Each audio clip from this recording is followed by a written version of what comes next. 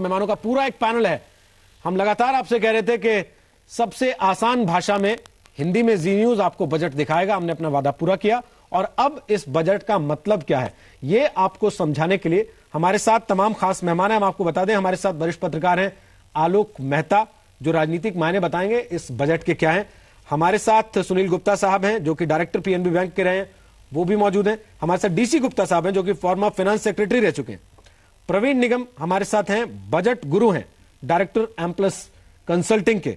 हमारे साथ एक कमोडोर प्रशांत दीक्षित साहब हैं, स्वागत है प्रशांत दीक्षित साहब। प्रशांत दीक्षित साहब salute to the Indian soldier magazine के संपादक भी हैं। और साथ ही साथ आपको बता दूं, हमारे साथ अनु कालरा हैं, गोल्ड स्पेशलिस्ट हैं, स्वागत है अनु आपका भी। और हमारे साथ मोहित गोयल हैं, युवा हैं, सीईओ हैं ओमेक्स लिमिटेड के। तो मैं शुरुआत आप ही से करता हूं मोहित। सबसे पहले होम लोन को लेकर एक बड़ी राहत मध्य वर्ग को बजट में वित्त मंत्री ने दी है। क्या आपको अपने लिए इस क्षेत्र के लिए कुछ खास दिखाई दिया इस बजट में, या आपको लगता है आपको जितना फायदा मिलना है वो इसी बात से मिलेगा कि होम लोन पर टैक्स छूट मिलेगी लोगों को तो लोग उसकी तरफ ज्यादा जाएंगे? नहीं, बिल्कुल मुझे लगता है ओवरऑल जो बजट अभी अनाउंस हुआ है वो काफी अच्छा अनाउंस हुआ है, अकॉर्डिंग टू एक्सपेक्टेशन अनाउंस हुआ है। जो फ्रेमवर्क बनाया था, एक स्ट्रक्चर, ओवरऑल स्ट्रक्चर चेंजेस करने थे पूरी इकोनॉमी में, पूरी कंट्री में, वो स्ट्रक्चर चेंजेस हुए हैं। एंड जो ये 1.5 लाख से 2 लाख रुपए किया है, तो इसके कारण एक तो आपका घर सस्ता होगा और करीब 30 लाख रुपए तक का घर जो है वो अफोर्डेबल सेगमेंट में आ जाएगा और वो लोग काफी एंकरेज होंगे खरीदने के लिए। तो जितने, और स्मार्ट सिटीज की इन्होंने बात करी कि स्मार्ट सिटीज में काफी डेवलपमेंट्स करेंगे। 7,000 करोड़ का बजट एलोकेशन किया है स्मार्ट सिटीज के अंदर, वो काफी अच्छा है। तो आपने अपने लिए स्कोप ढूंढ लिया है उसमें, जो मैं पूछ रहा था आपसे। आलोक जी, आपका एक कमेंट इस पूरे बजट भाषण को सुनने के बाद 2.25 घंटे के। देखिए, मुझे लगता है जो जिस तरह की स्थिति थी इस समय, सारा माहौल जो था उसमें किसी तरह से संकट से निकाल करके उबारना, जिसको कहना चाहिए। बड़े पैमाने पर एफडीआई की जो सुविधा देने की बात थी, ये अलग बात है कि यूपीए की सरकार भी उसी तरफ आगे बढ़ रही थी लेकिन हिम्मत नहीं कर पा रही थी। उन्होंने विभिन्न क्षेत्रों में एफडीआई को बढ़ाने की बात जो की ताकि पूंजी आए। हमारे पास आर्थिक संसाधन कम है, चाहे आपको इंफ्रास्ट्रक्चर में खर्च करना हो या लोगों को राहत देना हो। तो उस दृष्टि से मुझे लगता है कि पहला कदम अरुण जेटली जी ने उस तरह से आगे बढ़ाया है, सरकार ने कहना चाहिए। और साथ में जो मध्यम वर्ग के लिए राहत की बात, जैसे टैक्स में छोटे छोटे चाहे राहत हुई हो, लेकिन वो राहत दी है। लेकिन एक बात मैं कहूंगा जी कि सबसे बड़ी समस्या क्या है कि ये बजट आजकल हमारे यहाँ पिछले कुछ वर्षों से पहले की तरह बजट नहीं रहा कि जो अब अनाउंस किया वो होगा। अगले 3 महीने में फिर कहीं डीजल का भाव बढ़ेगा, कभी किसी चीज का भाव बढ़ेगा, कहीं किसी और टैक्स में किसी और उसमें सुविधाएं या कम की जाएंगी। इसलिए इसे परमानेंट नहीं मानना चाहिए। इसके बाद भी उन्होंने संकेत भी दिए हैं कि इराक की क्राइसिस की वजह से या दूसरे अंतर्राष्ट्रीय कारणों की वजह से या मौसम की गड़बड़ की वजह से, तो मुझे लगता है कि इससे बहुत अधिक खुश भी नहीं होना चाहिए, लेकिन ये भरोसा करना चाहिए कि नहीं, सरकार ने एक ऐसे कदम कुछ तो उठाने की कोशिश की है, चाहे बहुत कम समय अभी उनको मिला है। 1-1.5 महीने में आप कोई क्रांति अपेक्षा नहीं कर सकते। और यूपीए ने जो विरासत छोड़ी है उसमें से देखिए, कुछ मामलों में तो आप ये कहेंगे, हमारे जैसे कुछ मित्रों ने अभी आपको ट्विटर भी भेजा कि चिदम्बरम साहब और इनके बजट में अंतर नहीं है। वो चाहे यशवंत सिन्हा हो या प्रणब मुखर्जी, उस समय भी बहुत अंतर नहीं होता था। इसलिए आर्थिक नीति, विदेश नीति लगातार चलती है, उसमें राजनीति कम देखें तो ज्यादा बेहतर है। सर, लोग अच्छे दिन आएंगे नारा तो ढूंढेंगे ना उसके अंदर भी कि बजट में कैसे दिखाई देगी इसकी झलक। इस पर आप कैसे कह सकते हैं कि उसको कम देखें आर्थिक नीति और विदेश नीति में? जिस नारे पर आप सरकार में आए हैं उसको जस्टिफाई तो करना पड़ेगा। यही सबसे बड़ा यही चुनौती रहेगी और इसलिए उनको आने वाले समय में वो जो आवश्यक वस्तुओं के मूल्य कैसे नियंत्रित रह सके वो काम। देखिए, अभी इसमें जो साबुन सस्ता या कॉस्मेटिक्स महंगा या तंबाकू महंगा और दूसरी चीज, इसका नीचे कितना असर पड़ेगा, अभी इसका विश्लेषण और सामने आएगा और अगले कुछ दिनों में लोगों के, जिसको कहना चाहिए कि खुशी और या नाराजगी सामने दिखाई देगी। जी, डीसी गुप्ता साहब, आपका एक कमेंट इस बजट को सुनने के बाद। देखिए, मैं इस बजट को 2 तरीके से देखता हूं। सबसे पहली बात तो यह है कि वित्त मंत्री के पास फिस्कल स्पेस बहुत कम थी और ये मानना पड़ेगा कि इतने डिमांड्स और एक्सपेक्टेशंस होने के बाद भी आपने फिस्कल डिसिप्लिन का पाथ फॉलो किया और फिस्कल कंसोलिडेशन का पाथ आपने छोड़ा नहीं, और बल्कि ये कहा है कि 2016-17 तक हम 3% पर आ जाएंगे। उस दायरे में रहकर जहां तक कोशिश की गई है कि जो जो इम्पोर्टेंट हमारे सेक्टर्स थे, जो कि हमारे आर्थिक प्रगति को बढ़ाने के लिए जरूरी है, वहां पर जो भी आवंटन करना था वो कोशिश की गई है। हालांकि इसमें ये जरूर था कि टैक्स बढ़ाने का स्कोप ज्यादा नहीं था, दैट इज नंबर 1। दूसरा रिएक्शन मेरा यह है कि इस बजट को आप पॉलिसी गाइडलाइन के हिसाब से देखिए। इसमें बहुत कुछ ऐसी चीजें हैं जो नेक्स्ट ईयर रंग लाएंगी, जैसे जीएसटी है, जैसे डीटीसी की बात कही गई है, फॉरेन डायरेक्ट इन्वेस्टमेंट जो है इंश्योरेंस सेक्टर में और दूसरे सेक्टर्स में जो बात की गई है, ये लॉन्ग टर्म मेजर्स ऐसे हैं। पर इंश्योरेंस का आपको बात बताऊं, इंश्योरेंस उलझा हुआ मामला है ऑलमोस्ट 12 सालों से। ये पहली बार हो रहा है कि 49% इन्होंने कहा हम डिक्लेयर कर देंगे। फिर एक जो बहुत ही इंपॉर्टेंट चीज की गई है वो है एक्सपेंडिचर रिफॉर्म्स कमीशन, क्योंकि सरकार के पास जितना खर्चा होता है 75% is the non plan expenditure, और 75% में से 80% में आपके पास कोई स्पेस नहीं है, इलास्टिक है, वो खर्चा होना ही होना है जी। अब सवाल यह है कि उस खर्चे को जब तक आप कंट्रोल नहीं करें या उसको मॉडरेट नहीं करें, आपके पास फिस्कल स्पेस अवेलेबल हो ही नहीं पाएगी फ्यूचर में, क्योंकि कितना आप टैक्स बढ़ाएंगे, ऑलरेडी आप 30% पे है। मनीष तिवारी इस वक्त कुछ कह रहे हैं, पहली प्रतिक्रिया विपक्ष की तरफ से आ रही है इस बजट के आने के बाद, क्या कह रहे हैं economic and fiscal terms. So therefore, under those circumstances, except for continuing with the policies of the UPA government and not giving credit to it, whether it was with regard to the implementation of the Pradhan Mantri Gram Sadak Yojana, or with regard to even the impact which Manrega had on lifting people above the poverty line, the budget has been completely an empty vessel in terms of new initiatives and projects. Even the FDI cap on insurance and defence, which was sought to be raised, it is indeed ironic that after opposing FDI and multi-brand retail and opposing FDI and insurance, the increase has been incremental, and it is not going to inspire investor confidence or bring any investment into India. So therefore, in all, it was a very hesitant, a very tentative exercise in attempting to lay out a road map, if at all there was any road map which can be discerned. And the budget was much more focused on getting into micro details, which could have been easily left to the concerned administrative ministries to flesh out in implementation. Do you think all budget focus on Modi agenda on Ganga issue? Well, ultimately, सुना आपने, मनीष तिवारी बता रहे हैं अपनी तरफ से उनकी क्या प्रतिक्रिया है। उनका कहना है कि बेवजह बहुत लंबा, बहुत सारी बातें उसमें डाली गई हैं, लेकिन इससे निवेशक कोई बहुत ज्यादा आकर्षित होने वाले नहीं है भारतीय बाजार की तरफ, ऐसा उन्हें लगता है। हमारे साथ प्रवीण निगम साहब हैं, बजट गुरु हैं। प्रवीण निगम साहब, आपकी क्या प्रतिक्रिया है? आप मनीष तिवारी से ज्यादा सहमत हैं या कि अरुण जेटली से? I think Manish Tiwari ji as Congress spokesman जो कह रहे हैं ठीक ही कह रहे हैं। इसमें कोई बहुत ज्यादा ड्रास्टिक चेंज करंट ईयर के बजट में नहीं आया है। जो मोदी सरकार ने वायदे किए थे आम जनता से, उसको देखते हुए बेसिकली जो टैक्स में रिलीफ मिलना चाहिए था, जो टैक्स में एक्सपेक्टेशन थी, जो बेसिक स्लैब को राइज करने की बात थी, आई थिंक जेटली साहब ने कोई कुछ खास उसमें किया नहीं है।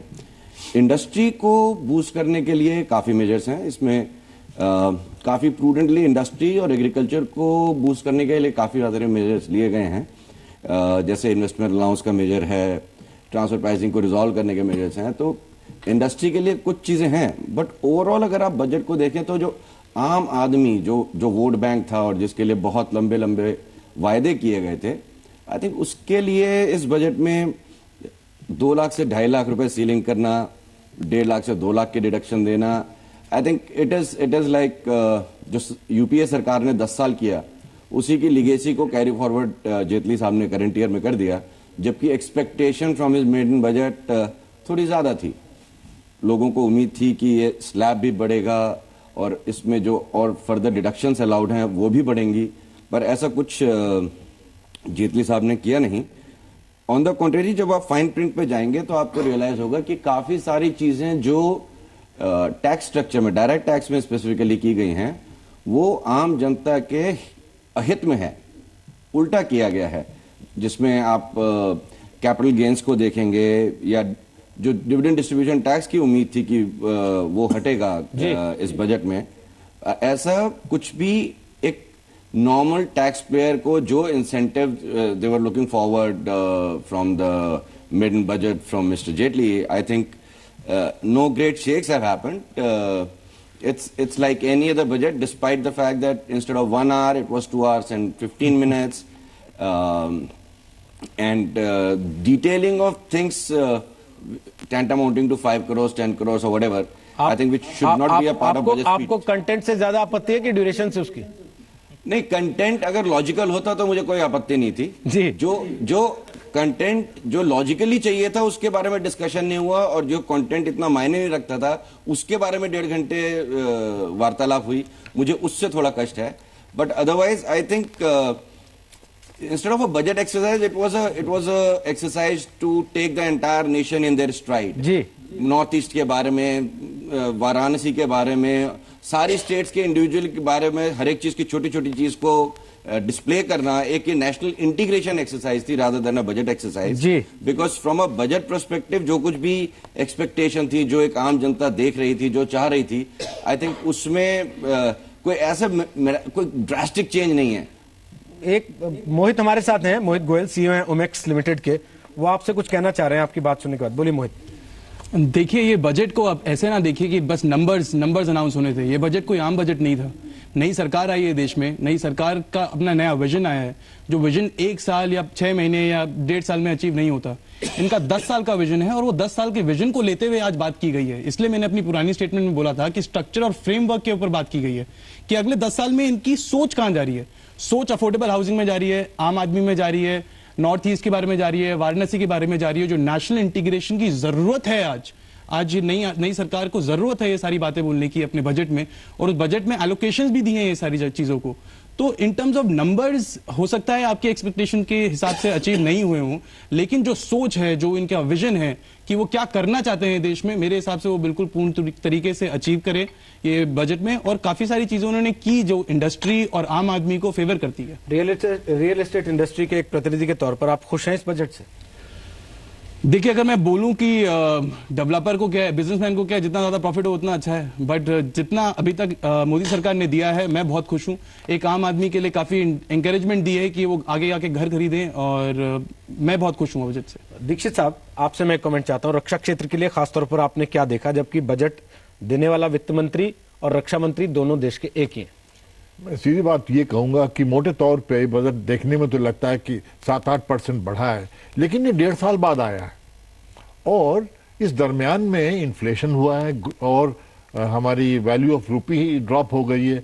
तो इन चीजों को देखते हुए मैं इसको डिफेंस के तौर पर क्रांतिकारी बजट नहीं कहूंगा. मतलब दुकान चलाई जा रही है. बट एक बात इस वक्त कहना बड़ा आवश्यक है कि पिछले साल के बजट के पैसे भी पूरे हमने खर्च नहीं किए थे.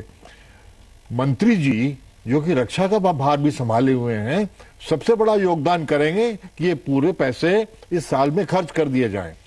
छोटी छोटी खुशियां जरूर आई हैं.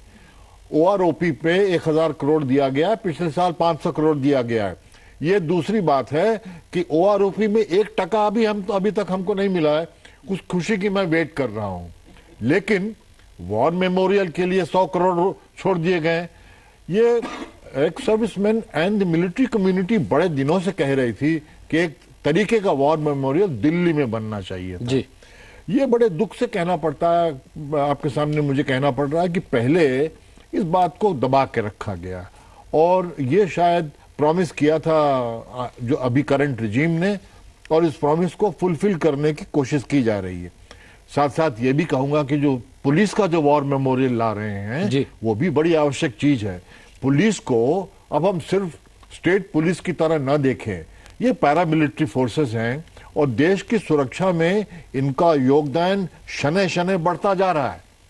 और मैं जैसा कि कह रहा था आलोक जी से कि एक्सटर्नल डिफेंस या इंटरनल सिक्योरिटी को अलग रखने में अब समझदारी नहीं है. ये दूसरी बात है कि गणित के लिए सरकारें इन पैसों को अलग अलग दिखाती, और सांसारिक व्यवस्था में भी अगर इन सबको जोड़ दिया जाए तो लोग कहते हैं कि आप डिफेंस में इतने पैसे खर्च क्यों कर रहे हो.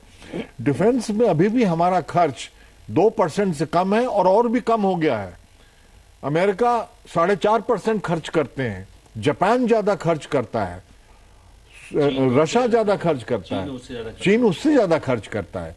लेकिन हम अभी तक समझदारी से चल रहे हैं और दृष्टिकोण ये रहा है कि उतना ही पैर फैलाइए जितनी लंबी सोए। हमारे साथ सुनील गुप्ता साहब भी हैं, डायरेक्टर हैं पीएनबी बैंक के। गुप्ता साहब, स्वागत है आपका। किसी ने देखिए अभी अपनी राय जाहिर की है ट्विटर पर, उन्होंने लिखा है कि जेटली साहब ने 100 करोड़ जब इतने सारे बांटे तो ऐसा लग रहा था कि वो बॉक्स ऑफिस रिपोर्ट पढ़ रहे हैं। फिल्म इंडस्ट्री का रिकॉर्ड है इस साल का या पिछले 1.5 साल का कि कितनी फिल्मों ने 100 करोड़ से ज्यादा ऊपर का बिजनेस कर लिया। क्या आपको लगता है कि बहुत सारी चीजें उसमें आ गई लेकिन जो लोग ज्यादा सुनना चाह रहे थे वो कम आई? देखिए, पिछले सालों में जो आम जनता को बजट देखने की आदत पड़ गई है वो है कि टैक्स में क्या रिलीफ मिले, इनकम टैक्स की लिमिट कितनी बढ़ी, ये सोच के 95% जनता खुश हो जाती है। लेकिन जिस तरीके की भर्राई हुई इकोनॉमी इनको विरासत में मिली एनडीए को, उसमें टैक्स स्ट्रक्चर को छेड़ना ज़्यादा मुनासिब नहीं था। रादर जो इन्होंने इंफ्रास्ट्रक्चर डेवलपमेंट की बात की है या इकोनॉमिक रिवाइवल की, एफडीआई की जो बात की है, इन सारी चीज़ों से लगता है कि ओवरऑल डेवलपमेंट की तरफ ये सरकार जाना चाहती है। और जिस तरीके से अभी बात आई कि कुछ इंस्टीट्यूशंस को कहीं 100 करोड़ दे दिए, किसी जगह 50 करोड़ दे दिए, वो एक्चुअल में धरातल पे पैसा लग जाए इस साल के अंदर तो रियल डेवलपमेंट दिखेगा। लेकिन इनकी नीयत दिख गई है कि ये ओवरऑल डेवलपमेंट, इंक्लूसिव ग्रोथ चाहते हैं हर तरीके से। अनु कालरा हमारे साथ हैं, गोल्ड स्पेशलिस्ट हैं। अनु, अगर आप मुझे सुन पा रहे हैं तो मैं आपसे जानना चाहूंगा आपको क्या मिला अपने लिए इस बजट? देखिए, मुझे ये लगा कि हर साल बजट आता है, बहुत सालों से हम लोग देख रहे हैं इन्फ्लेशन ये है, अब how does it affect the common person. जो गोल्ड, जो सोना खरीदना है ना, it continues to be a good option even today, because that is the one way we can beat inflation as an individual household. Because जो स्मॉल्स, I would have expected कि कुछ एनकरेजमेंट हो फॉर स्मॉल सेक्टर्स में जो saving के लिए हम लोग बोलते हैं, तो buying of gold instead of trying to dissuade people, to make them understand that it is still a good option, because eventually when the householders are prosperous, even the country benefits from it, because that is one thing that beats inflation. जो हमने कभी नहीं सुना किसी को ये कहते हुए कि मैं पछता रहा हूं कि मैंने उस समय जेवर क्यों खरीद लिया या सोने का सिक्का क्यों खरीद लिया। तो अब सोने के सिक्के पे जो बैन हुआ पड़ा इंपोर्ट्स पे, I would like to know उसके बारे में क्या होगा। जी, लेकिन निगम साहब एक चीज और है, सरकार चाहती है कि बचत स्कीमों में लोग ज्यादा पैसा लगाएं, लोग बैंक के पास ज्यादा पैसा रखें। गोल्ड एक्सपर्ट्स कहते हैं कि लोग सोने में निवेश करें तो वो ज्यादा सुरक्षित निवेश है। आप क्या कहते हैं? देखिए, सरकार का जो मानना है, क्योंकि अगर आप करंट अकाउंट डेफिसिट देखेंगे उसका डायरेक्ट कोरिलेशन गोल्ड इंपोर्ट से है। सरकार ने वेरियस स्टेजेस पे गोल्ड इंपोर्ट्स पे कर्व लगाया है, बिकॉज जब गोल्ड का इंपोर्ट बढ़ता है आपके डॉलर्स का आउटफ्लो ज्यादा होता है और डॉलर्स का आउटफ्लो ज्यादा होने से आपका करंट अकाउंट डेफिसिट बढ़ता है। So to check the current account deficit, gold imports need to be banned, and it has happened repeatedly over the time and again. So I think जो अनु जी का कहना है कि गोल्ड की इन्वेस्टमेंट में किसी ने ये नहीं कहा कि ये बैड इन्वेस्टमेंट है। सिर्फ पिछले 6 महीने में जब gold has peak to 33,000-34,000 to now when it is coming down to 26,000-27,000, it's not. I personally think it's a fantastic investment. In long term, it's like a Reliance का शेयर। आपको long term में कभी नुकसान हो ही नहीं सकता।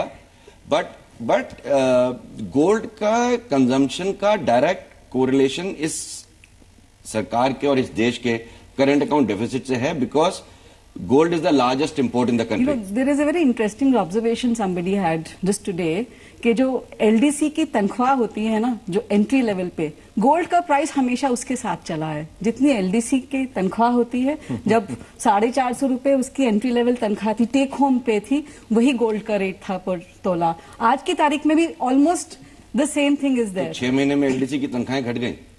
नहीं, आप देखिए, you are twisting it out of context. I am talking about a trend. I agree with you. I 100% agree with you on that. End of the day, there has to be long term. देखिए निगम साहब, अनु, मैं माफी चाहता हूं, आप लोगों को रोक रहा हूं बीच में। मुख्तार अब्बास नकवी आए हैं सामने, बीजेपी की तरफ से पहली प्रतिक्रिया क्या दे रहे हैं, सुन लेते हैं। निश्चित तौर से उसका लाभ आम आदमी को, गरीब को, मजदूर को, कमजोर तबकों को साफ दिखाई पड़ेगा और देश की अर्थव्यवस्था जो पूरी तरह से कमजोर हो गई थी वो सरपट देश में विकास के रास्ते पर दौड़ेगी।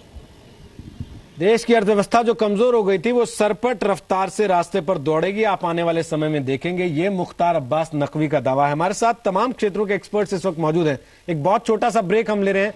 लगातार अरुण जेटली का भाषण आप जी न्यूज पर सुन रहे थे। करीब 2.5 से पौने 3 घंटे हो चुके हैं। हमने भी ब्रेक नहीं लिया। छोटा सा ब्रेक ले रहे हैं। जल्दी वापस आते हैं। आप रहिए हमारे साथ।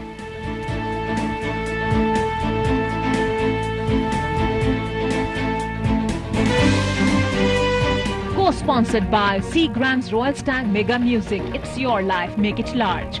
Powered by LIC. तो मोदी सरकार के पहले आम बजट पर प्रतिक्रियाएं आ रही हैं। लाल कृष्ण आडवाणी का कहना है कि ये अब तक का सबसे अच्छा बजट है। जी हां, तारीफ मुख्तार अब्बास नकवी भी कर रहे थे। उनका भी कहना था कि आने वाले समय में देखिएगा इस बजट का असर आपको सीधे सीधे दिखाई पड़ेगा। सबका ख्याल रखा गया। वेंकैया नायडू ये बात कह रहे हैं इस बजट के बारे में। पूजा मक्कड़ मेरी सहयोगी इस वक्त बाहर मौजूद हैं। कुछ लोग उनके साथ हैं। पूजा, आम लोग क्या कह रहे हैं इस बजट को देखने के बाद, सुनने के बाद? रोहित, आडवाणी जी का ये कहना कि ये बजट सबसे अच्छा बजट है बहुत लाजमी है। कासिद के आते आते खत एक और लिख रखूं, मैं जानता हूं जो वो लिखेंगे जवाब में, लेकिन जनता जनार्दन है और बजट पर अब जनता पैनी निगाहें टिकाए हुए है। आपने बजट को देखा है, किस तरह, कितने नंबर देंगे 10 में से? 2। इतने कम नंबर क्यों? टैक्स में छूट बढ़ गई, आपके लिए ATC में एग्जेम्पशन बढ़ गई। वो तो हर साल होता है। वो हर साल होता है। तो क्या उम्मीदें और थी जो पूरी नहीं हुई? बाकी जो नॉर्मल पब्लिक के लिए जो चीजें होनी चाहिए थी वो चीजें नहीं हुई हैं। आपने बजट को शिखा बहुत क्लोजली देखा है, आप किस तरह से रेट करेंगे? मैं तो यही कहूँगी कि जो सैलरी क्लास, मिडिल क्लास ढूंढ रहा था, actually relief that they were looking for, उनको ज़रूर वो रिलीफ मिला है। जो टैक्स एग्जम्पशन करी है होम लोन में और पर्सनल लोन में, वो बहुत बड़ी चीज़ है। एक्चुअली वो बहुत ज़रूरी भी था। उसके अलावा इतनी सारी अनाउंसमेंट्स की हैं। रूरल सेक्टर को तो वित्त मंत्री ने जैसे पूरा का पूरा ना अपना पिटारा ही खोल दिया है उनके लिए। वो बहुत अच्छा है। बुनकर वगैरह काफ़ी कुछ देख रहे थे, जो लो क्लास बहुत ही आइसोलेटेड जो थे बुनकर हमारे, उनके लिए काफ़ी कुछ अच्छी योजनाएं आई हैं। डिफेंस के लिए अच्छा इन्होंने दिया है। उम्मीदें पूरी हुई? बिल्कुल, जो सुबह आपसे बात हुई थी कि होम लोन पर भी रेट ऑफ इंटरेस्ट कम कर दिया है और उधर इनकम टैक्स लिमिट हालांकि 1 लाख की उम्मीद की जा रही थी लेकिन 50,000 रुपए गई है। तो और धीरे करके बढ़ाया। हाँ, हेल्थ सेक्टर में भी 4 एम्स दिए हैं, पर सबसे बड़ी बात यह है कि इम्प्लीमेंट कब तक होंगे। जी, अमल की उम्मीद की जा रही है। रोहित, अब जी बिल्कुल पूजा, गृह मंत्री राजनाथ सिंह क्या कह रहे हैं इस बजट पर, जरा वो भी सुनवा दें फटाफट। सिटीजन फ्रेंडली भी है और साथ ही साथ इस बजट के माध्यम से यह विजन क्लियर हो जाता है कि यह Shri Narendra Modi led NDA government कैसे भारत का निर्माण करना चाहती है, उसका रोड मैप यदि कोई जानना चाहता है तो इस बजट के माध्यम से समझ सकता है। कि बजट के बाद अच्छा माहौल बनेगा, माहौल। No, that is not over ambitious, but it is most realistic. It is most realistic. So that's why Rajnath Singh, उसके बाद शशि थरूर से भी बात करने की कोशिश कर रहे हैं मीडिया के लोग। लेकिन मोहित, एक चीज मैं आपसे पूछना चाहता हूं, स्मार्ट सिटीज की बात उन्होंने कही है। 7,060 करोड़ रुपए बड़े शहरों के आसपास स्मार्ट सिटीज बसाने के लिए वो रख रहे हैं अपने बजट में। कितने मकान आपसे उम्मीद करेंगे आप देंगे?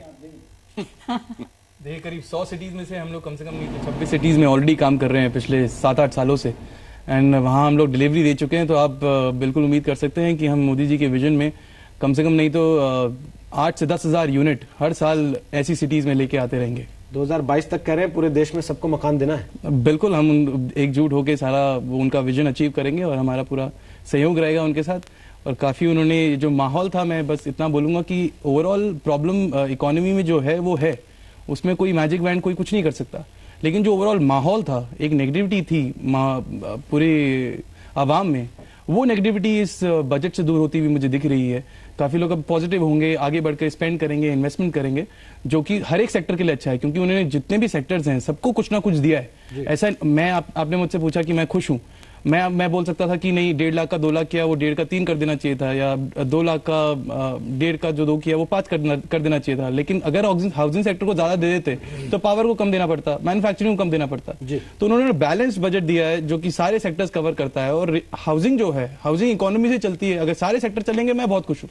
क्योंकि जो जॉब क्रिएशन होगी, जॉब क्रिएशन से लोग घर खरीदेंगे तो हमारा सेक्टर चलेगा ही चलेगा। चलिए, एक अच्छी बात है, मैजिक वैंड का आपने शब्द इस्तेमाल किया, उन्होंने नहीं किया। गृह सचिव क्या कह रहे हैं वो भी सुनते हैं।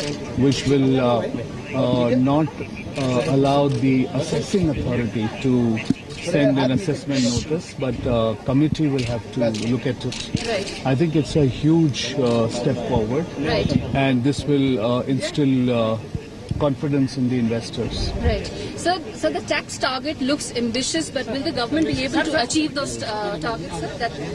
A tax target is not ambitious because if you look at the numbers that we're looking at, our estimation is that if the growth is more than 5% or close to 5.6 or 5.7%, Right. then there will be tax buoyancy. And we going forward, we are expecting growth to come back with the measures which have been announced by the finance minister. The growth should come back into the economy, and with that there will be tax buoyancy. So we think Arvind Mayaram वित्त सचिव वो कह रहे हैं आगे बढ़ने का रास्ता बनाया सरकार ने, पीछे की तरफ देखने का नहीं। हमारे साथ वी शेखर रेड्डी साहब जुड़े हैं, क्रेडाई प्रेसिडेंट हैं हैदराबाद से। रेड्डी साहब, आपका पहला कमेंट इस बजट को देखने सुनने के बाद। We welcome the finance minister's budget, and he has considered some of CREDAI's demands. One is the foreign direct investment था, उसके ऊपर जो हमारा जो रिलैक्सेशन हम पूछे, he has fulfilled that. Minimum capital $10 million था, उसको 5 million करे, एंड 50,000 स्क्वायर मीटर्स का बिल्टअप था, उसको 20,000 हम मांगे थे, वो भी he has agreed for that. And also real estate investment trust, ये तो रिटेल इन्वेस्टर्स को जो स्कोप है, who is not in a position to buy bigger plots or apartments, they can also invest small amounts and take the benefits of the whatever is there in the real estate rental income में। जो REITs में जो हम जो पूछे थे, incentives पूछे थे, tax incentives, he has accepted that. It is also welcome step, and it will not only benefit the individual the investor, it will also is a alternate funding for the real estate sector also. We also welcome, and NHB के तो 4,000 crore। जी चलिए, वेंकैया नायडू भी आए हैं, वो भी कुछ कह रहे हैं, जरा उनको भी सुन लें। And the nation, it is aimed at operation revival of the nation's economy, manufacturing sector, agriculture sector, small and medium enterprises were given a major boost. I am happy. Urban renewal, housing, better amenities to the urban people are given priority, and incentives have been announced for the housing sector also. The opposition is for a big disappointment. The country will be happy and the opposition will be unhappy. Going by the background of what we inherited, the Finance Minister of India has done a great job and brought a wonderful budget, growth-oriented budget. Growth oriented budget है। वेंकैया नायडू अपनी पीठ थपथपा रहे हैं अपने वित्त मंत्री की। बाजार ने भी पीठ थपथपा दी है। 436 अंक सेंसेक्स बढ़ गया है और निफ्टी में भी बढ़त इस वक्त दिख रही है, जो कि बजट भाषण शुरू हुआ था उस वक्त नीचे गिर रहा था, लाल निशान दिखाई पड़ रहा था, अब वो फिर से हरा हो गया। हम खत्म करें चर्चा को। दीक्षित साहब, थम्स अप या थम्स डाउन?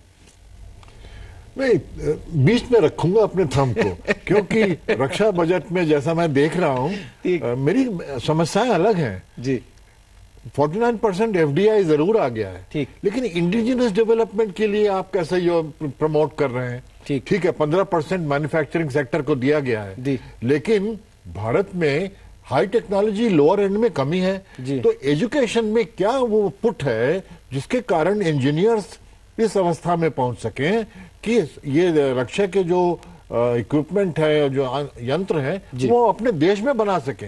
ये मुख्य मुद्दा है। आलोक जी, 30 सेकंड है केवल मेरे पास, आखिरी कमेंट आपका एक चाहता हूं। ये सही है। वैसे तो जैसे कहते हैं कि उम्मीदों पर आकाश टिका है, हम अभी भी उम्मीद करते हैं कि FDI और यदि सब सेक्टर की बात कर रहे हैं तो रोहित जी हमारे मीडिया सेक्टर में भी एफडीआई की उम्मीद की जा रही थी, वो अभी अनाउंस नहीं हुआ है। तो मुझे लगता है कि कुछ और बढ़ने के आगे भी, अभी तो इसमें संशोधन भी होंगे, लेकिन मुझे लगता है कि ओवरऑल जो सिचुएशन है, मैं इससे एग्री करता हूं कि उस परिस्थिति में इससे अच्छा कुछ वो कर नहीं सकते थे जो उन्होंने किया है। चलिए, बहुत बहुत शुक्रिया आप सबका इस चर्चा में फिलहाल शामिल होने के लिए। हम एक छोटा सा ब्रेक ले रहे हैं, लेकिन ब्रेक के बाद मीमांसा मलिक आपको बताएंगे इस बजट की कुछ और ऐसी खास बातें जो इस 2 घंटे के भाषण में आपने शायद सुनी होंगी लेकिन उतना ध्यान ना दे पाए हो। अब मीमांसा आपको बताएंगी। रहिएगा जी न्यूज के साथ इस ब्रेक के बाद।